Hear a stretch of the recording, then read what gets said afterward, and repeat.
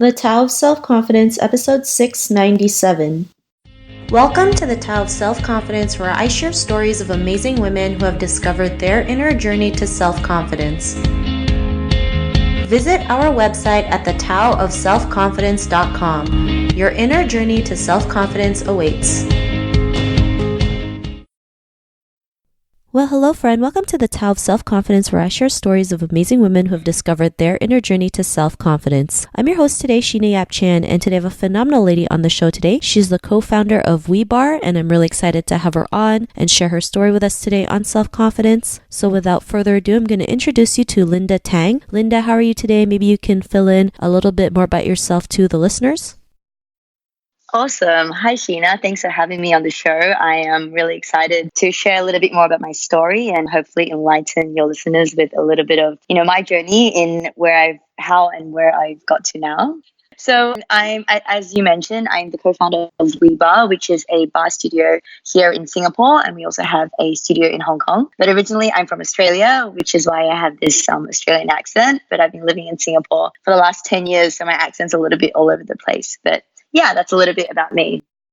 Awesome. Well, thanks for sharing that. And Linda, what's your cultural background?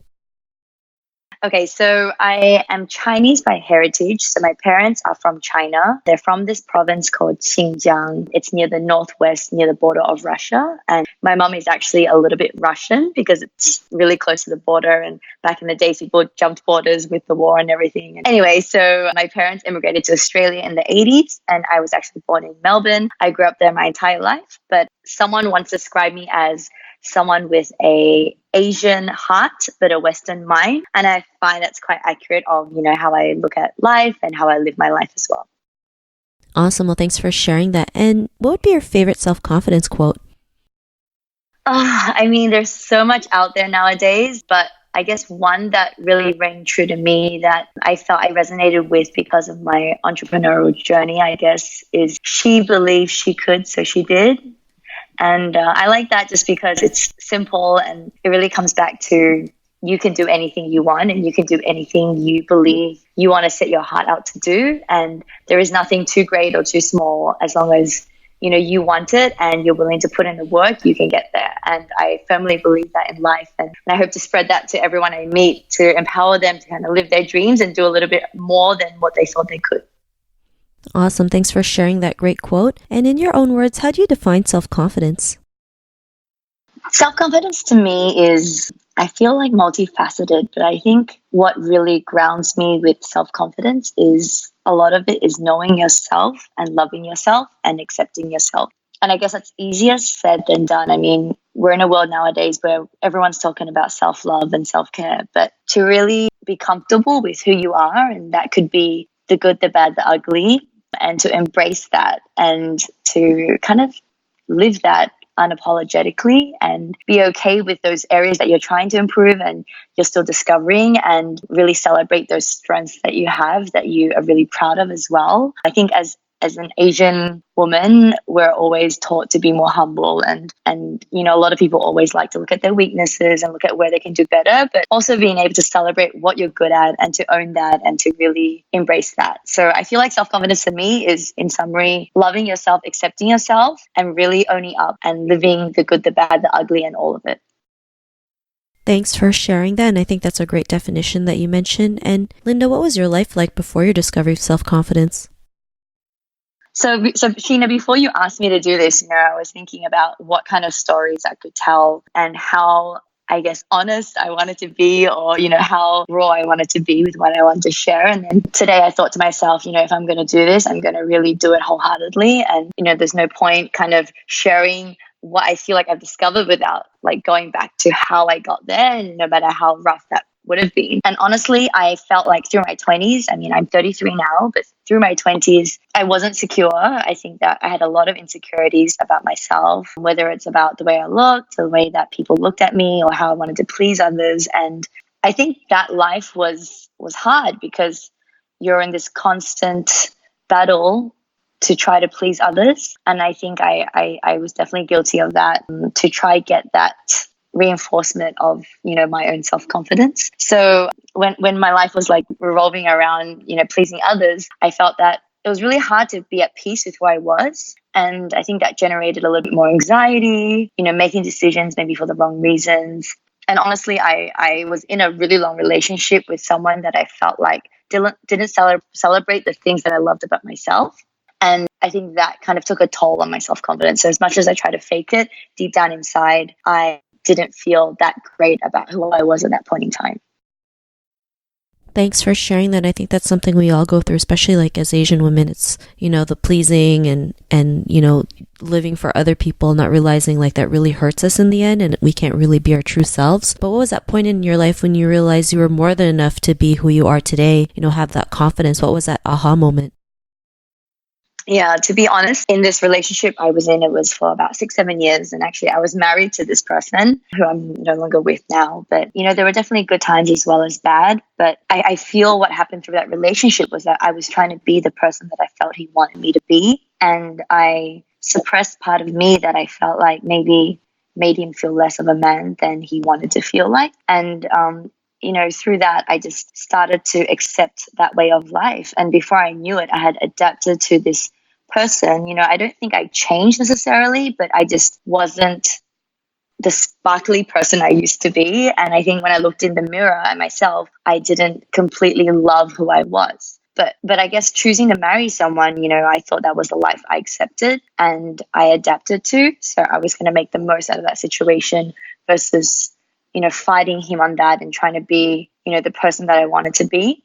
So through that, it was really tough. I definitely felt that I didn't completely embrace who I was. And it was this constant battle to please him and try to be the person I felt he wanted me to be. And when that ended, it was an opportunity for me to really start from scratch and to really discover myself again. And at the beginning, it was really hard because you build this life with someone and you think you're going to have this lifetime that it's all mapped out in your head.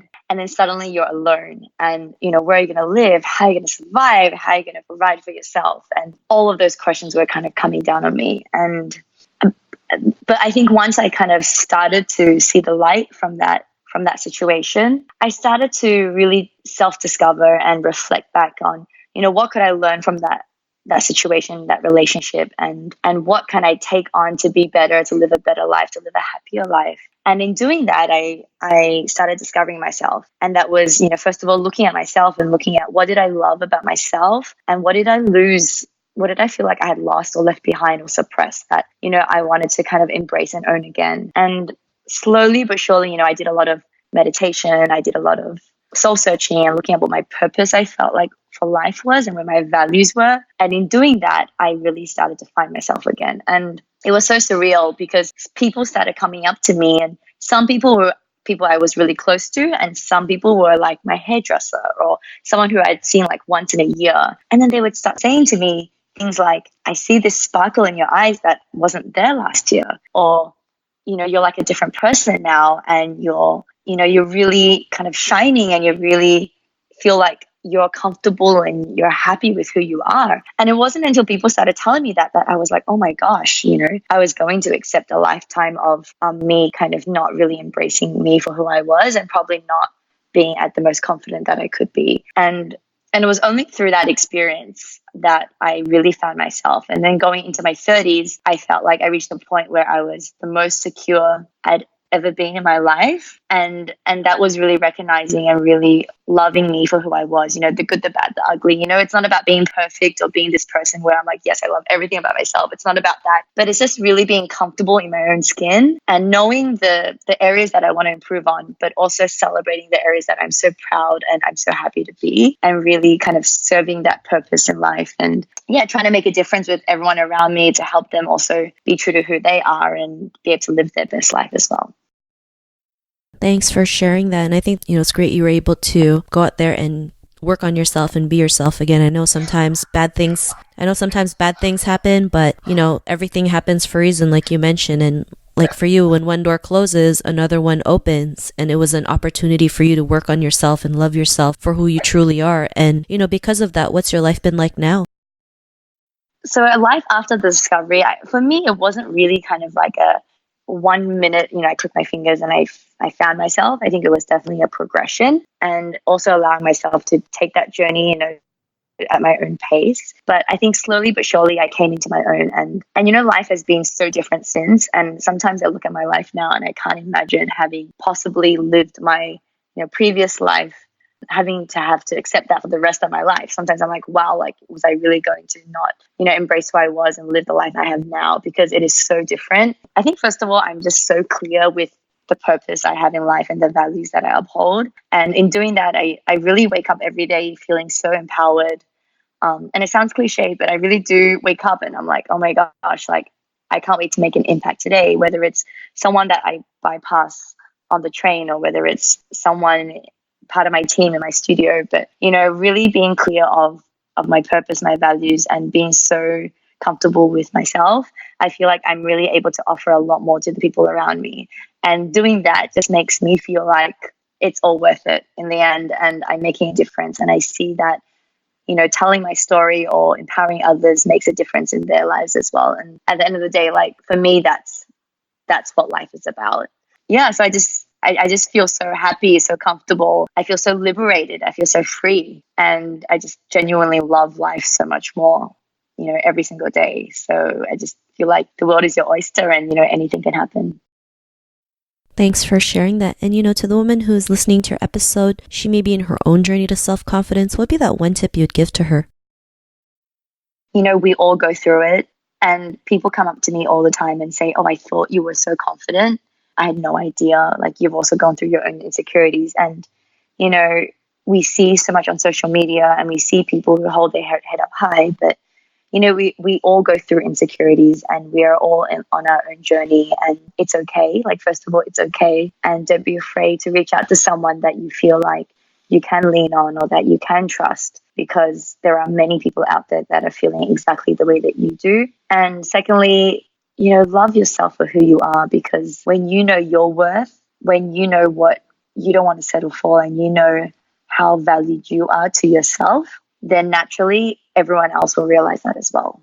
And it's really as simple as that. When you aren't sure about yourself, that energy is sent out and people pick up on that. And then, sometimes people can take advantage of that, or people can feel that, yeah, they can use that to whatever motive they have. But when you really value yourself and you really know your worth, then that confidence that you naturally will exude and that energy that you will send out every single day wherever you go is so powerful. So yeah, don't underestimate that, and just love yourself and embrace yourself and be the truest person to yourself as you can, and then everything else will follow. Thanks for sharing those great tips. And if our listeners wanted to get to know a little bit more about you and what you do, or check out some of your work, is there any links or social media profiles we can connect with? Yeah, sure. I would love to connect. My Instagram is Linda_Tang. So that's Linda_Tang.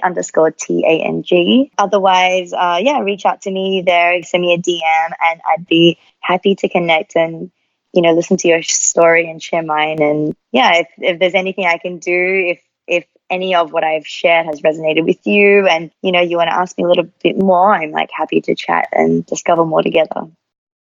Thanks for sharing that. And to our listeners, if you want to connect with Linda, you can also head on over to the taoofselfconfidence.com and search for Linda's name. Her show notes will pop up along with everything else that we talked about. And I really just want to thank Linda today for taking the time to share her story and tips with us on self-confidence. So thank you so much, Linda. Thank you so much, Sheena. It's been a pleasure sharing, and I hope this story or my journey will inspire someone out there also to live their best life as well. Thanks again, and I'm pretty sure someone out there will resonate with your story and realize, what is possible after hearing it. So thanks again for being on the show. And to our listeners, be on the lookout for another new episode of another amazing woman's journey to self-confidence, and we'll talk to you soon. Bye for now. Thank you for tuning in to another amazing episode of The Tao of Self-Confidence. Visit our website at thetaoofselfconfidence.com to check out cool resources, blog articles, show recaps, and so much more. Your inner journey to self-confidence awaits.